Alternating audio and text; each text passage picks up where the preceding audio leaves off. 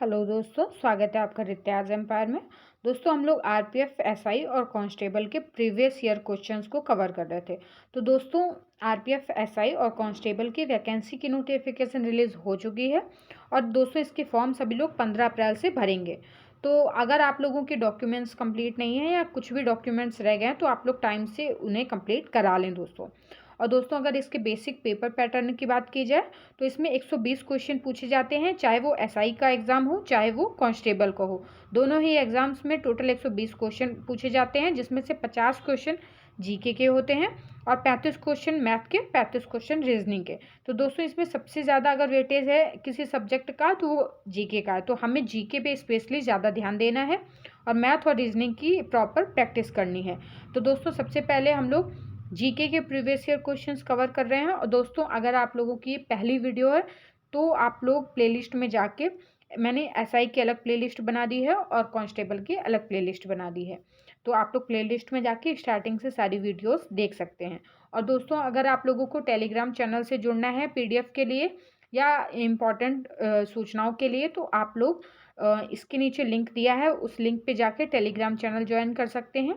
या फिर अगर आपको टेलीग्राम चैनल नहीं मिल रहा है तो आप लोग जाके सर्च कर सकते हैं @रित्या एम्पायर।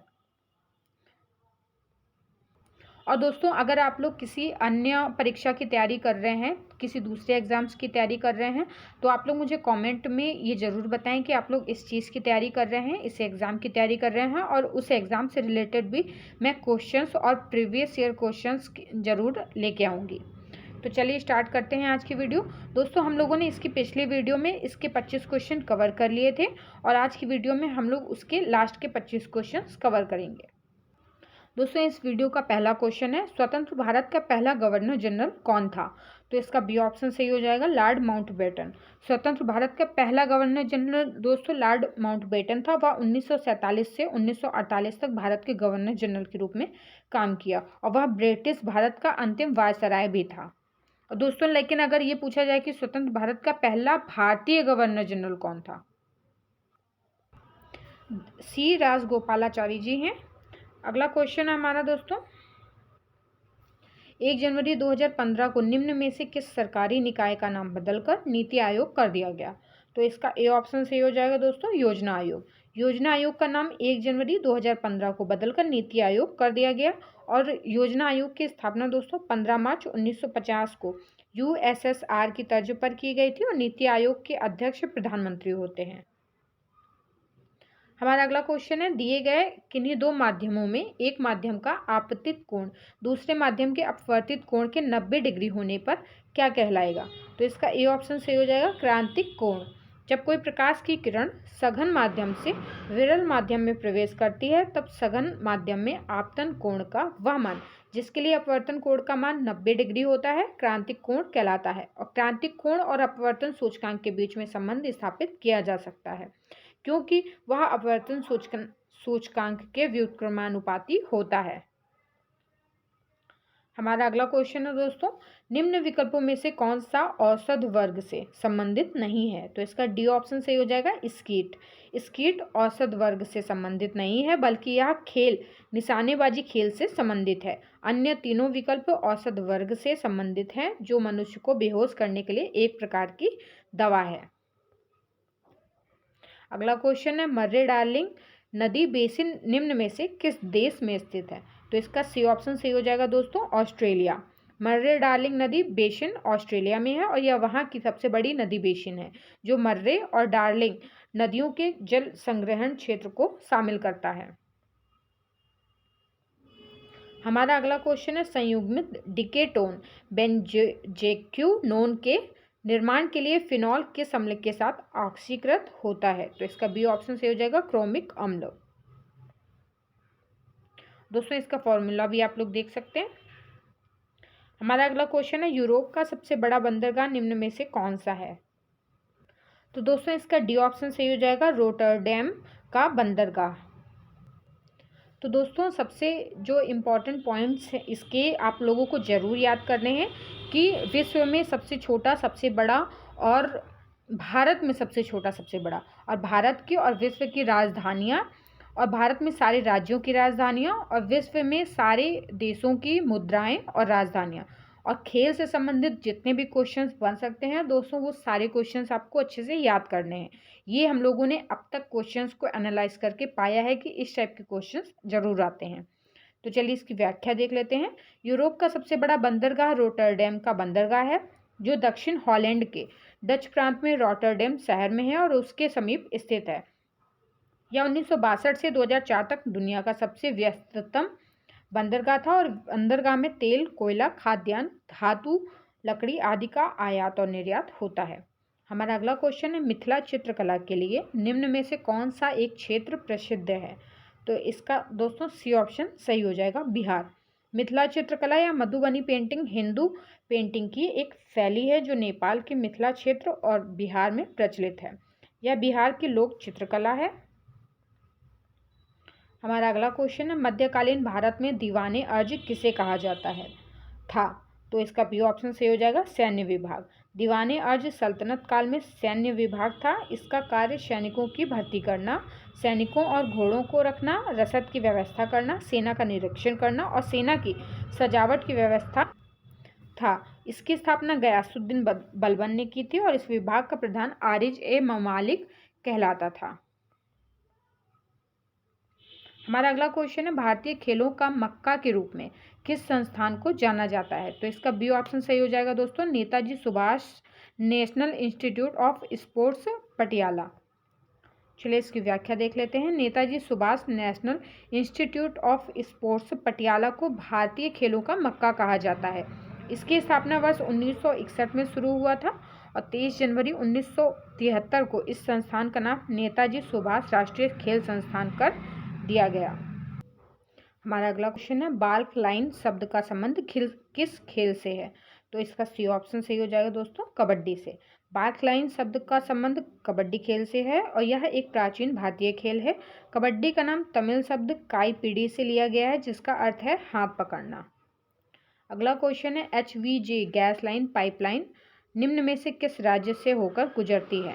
तो इसका सी ऑप्शन सही हो जाएगा दोस्तों, मध्य प्रदेश। HVJ हजीरा विजयपुर जगदीशपुर भारत की पहली अंतर्राज्यीय गैस पाइपलाइन है। इसकी शुरुआत वर्ष 1986 में उत्तर प्रदेश राज्य में उर्वरक सुविधाओं को गैस प्रदान करने के लिए गेल लिमिटेड की स्थापना के साथ शुरू हुई थी। यह मध्य प्रदेश राज्य से होकर गुजरती है।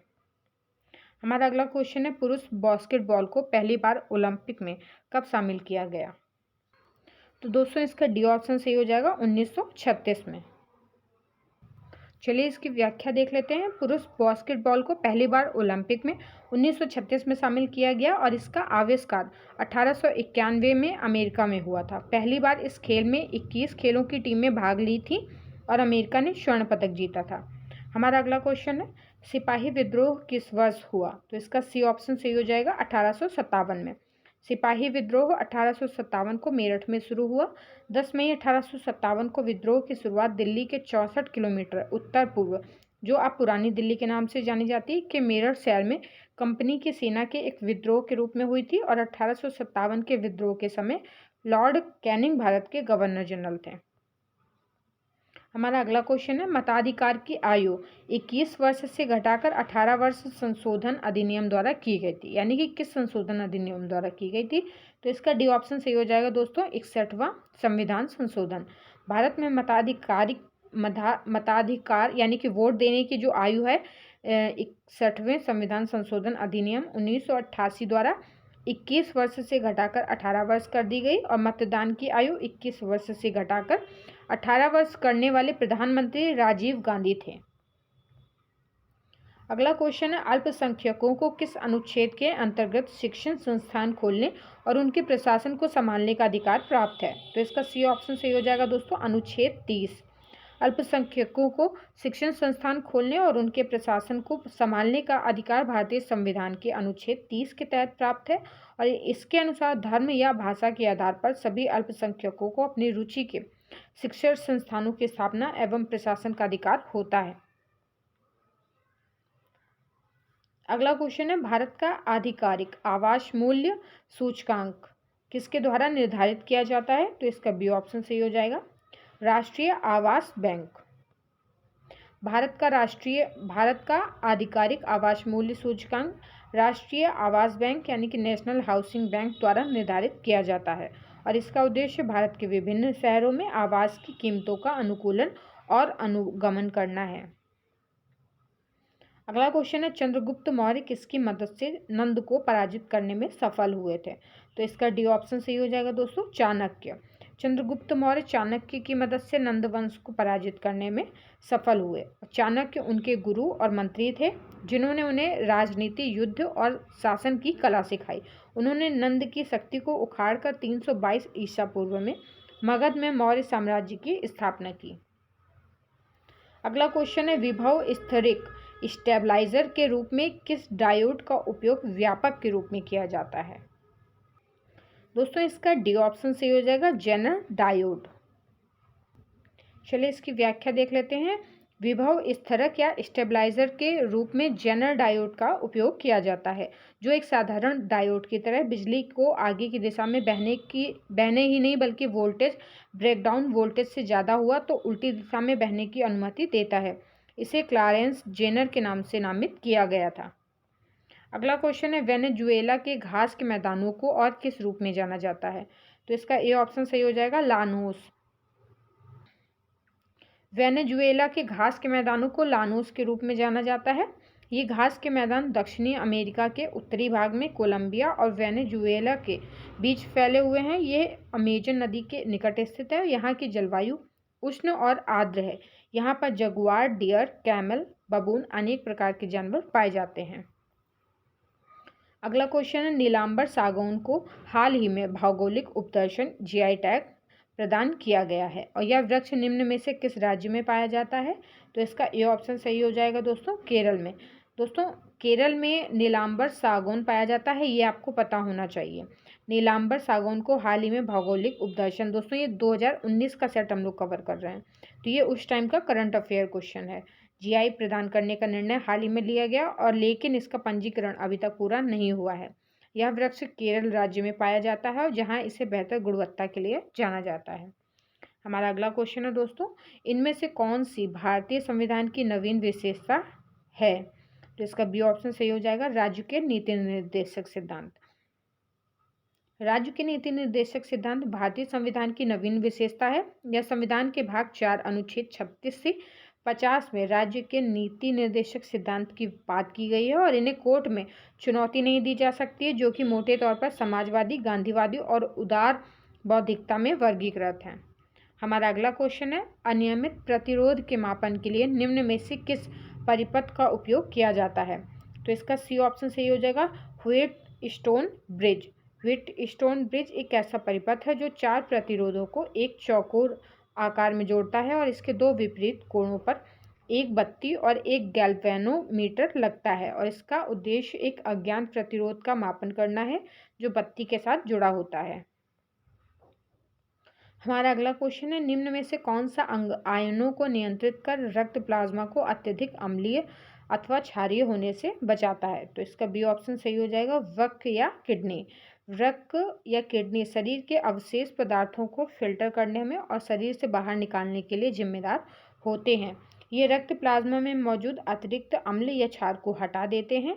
रक्त प्लाज्मा का पीएच मान 7.32 से 7.42 के मध्य होता है, जो क्षारीय है और इसका पीएच मान इसके बाहर जाता है और यह शरीर के लिए खतरनाक है।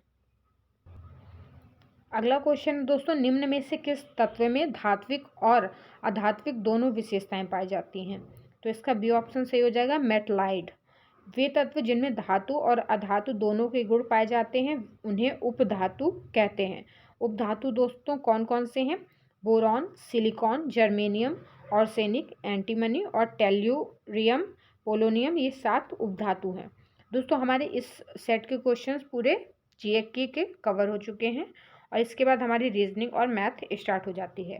दोस्तों इसके नेक्स्ट सेट में हम लोग अगला सेट कवर करेंगे नेक्स्ट वीडियो में, तो तब तक आप लोग अच्छे से रिवीजन करिए और सारी वीडियोस को एंड तक देखिए ताकि आपके सारे क्वेश्चंस अच्छे से कवर हों।